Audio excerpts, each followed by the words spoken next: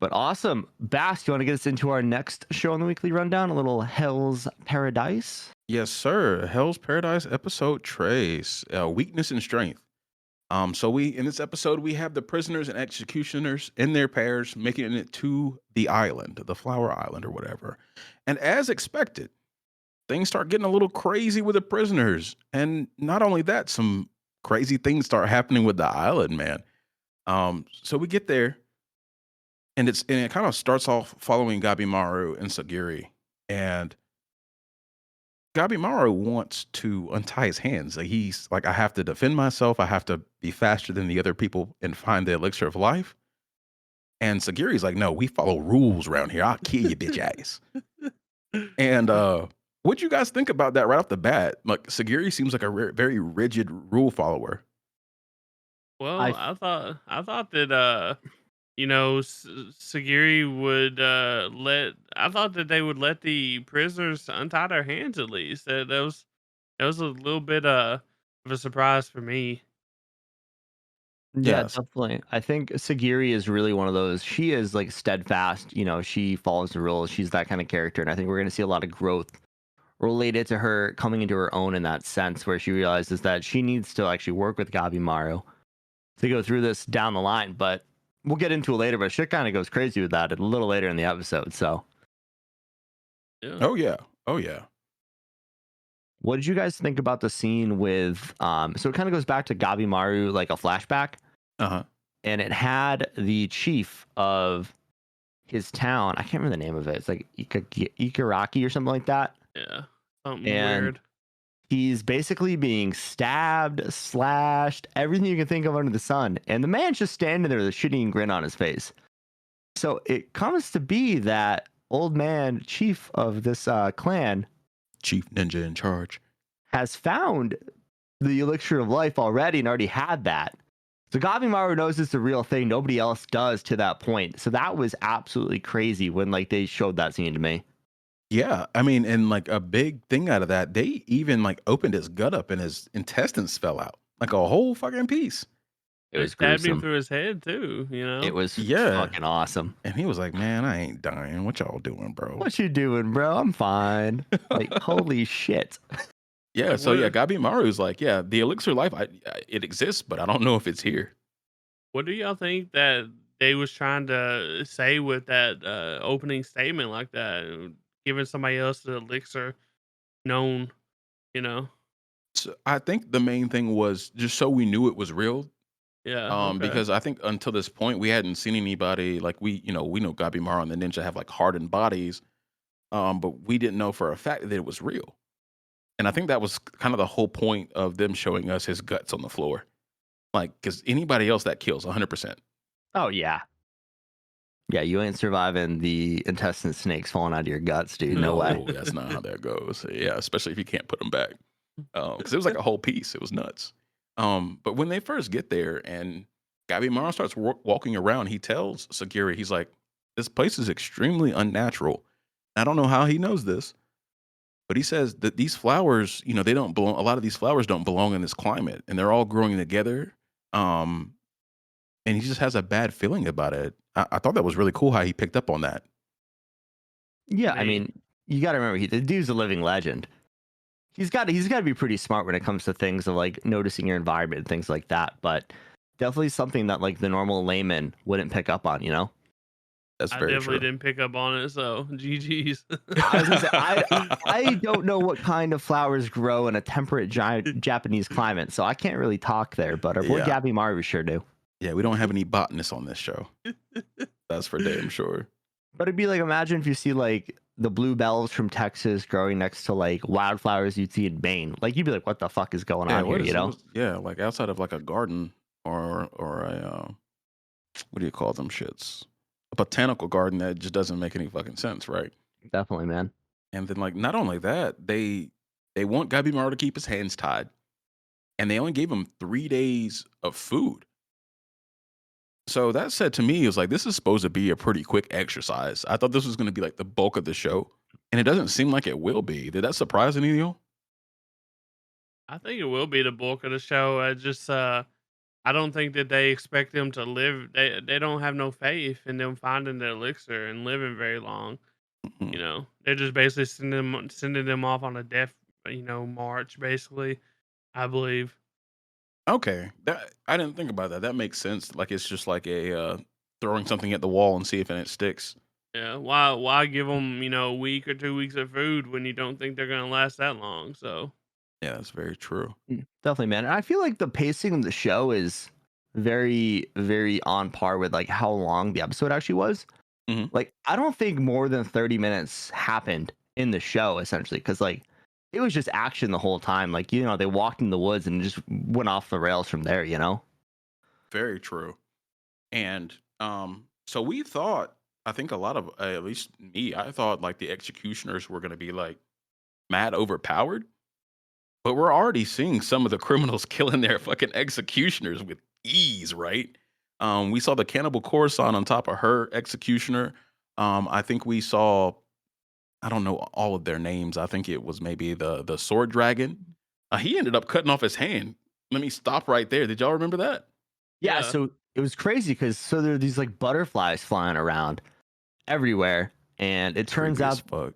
yeah, they have human faces on them. It's fucking Yeah, gnarly. dude. It's fucking gnarly. But one lands on him, and he looks up and notices it has a stinger. And instantly, he looks at his hand, sees a sting, and just chops it off. And his hand falls on the ground and has that same like out of it look that we had in the intro with the boat coming out with the person who's just fucked up on it. Yep, So yep, yep, yep. it's crazy that he's that smart to know that, like, hey, I gotta lose a hand here, like, or I'm dead, and he just chopped it off with ease. I thought that was insane. Yeah, it was nuts. And then we saw like I guess a swarm of those types of butterflies or bees or whatever they was.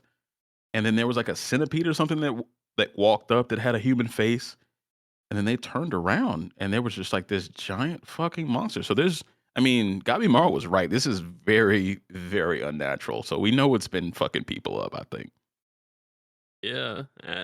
I thought like it was just crazy for like the him to just chop his hand off. Or I mean, how does he know that was gonna happen? That was my big thing. It surprised me that he just was willing to get rid of his hand like that Yeah. I mean, it, instantly. it made sense though. Like they knew something was turning people into flowers because, when they were talking to the shogunate, getting prepared for the mission right before the battle, they showed a body, and I bet that was in the back of his mind. It's like so something that's turning people into that, and he was like, "Oh, it stung me. It has a human face. Gotta go." Yeah, and not only that, we also saw the giant of Benin. I think his name was Rokuroda, and he full on just murders his executioner on the spot, like Easy full clap. on, like basically just punches him into a tree, and the dude explodes. It was fucking wild. Yeah, So like we're the seeing, giant of Benin is slowly becoming one of my favorite characters. oh, definitely. I mean, he's just like an undeveloped giant who just swings. That's it. Straight power. He's just straight power, 100%. And we're seeing a lot of tension between that, and then we also get into a fight where one of the other convicts, was it Twisted Keishan, Twisted Cajun? Yeah, the hunter who loves weapons, basically is like, I got to take down the strongest one. He goes right for Gabi Maru, fucking and bold. we got an awesome like 4 or 5 minute fight scene between these guys.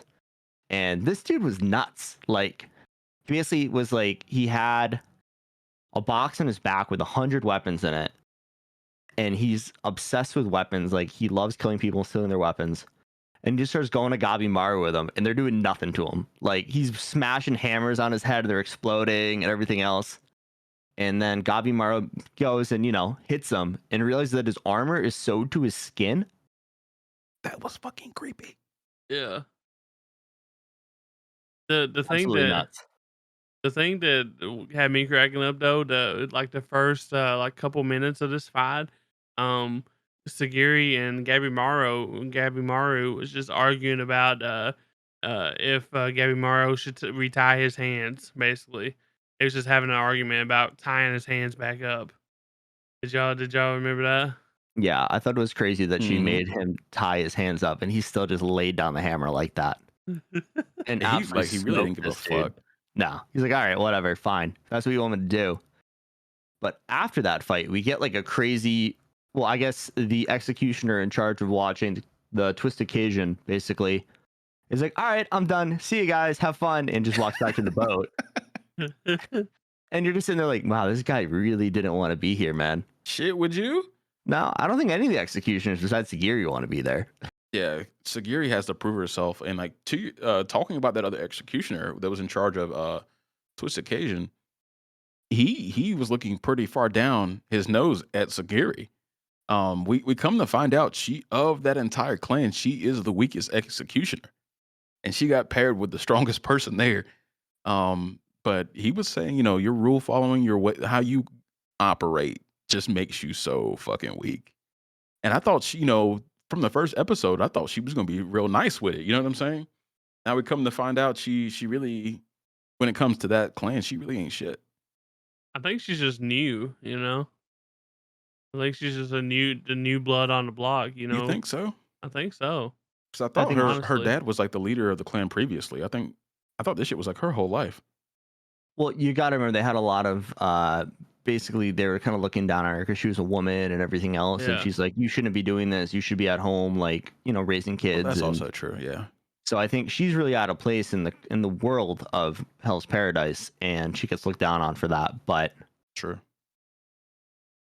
I I also thought think she was she just a got like punk a ass late bitch. start Oh, okay. to all the training and stuff that usually people go through. I guess you could say. I would think. Oh, I just thought she was straight up weak.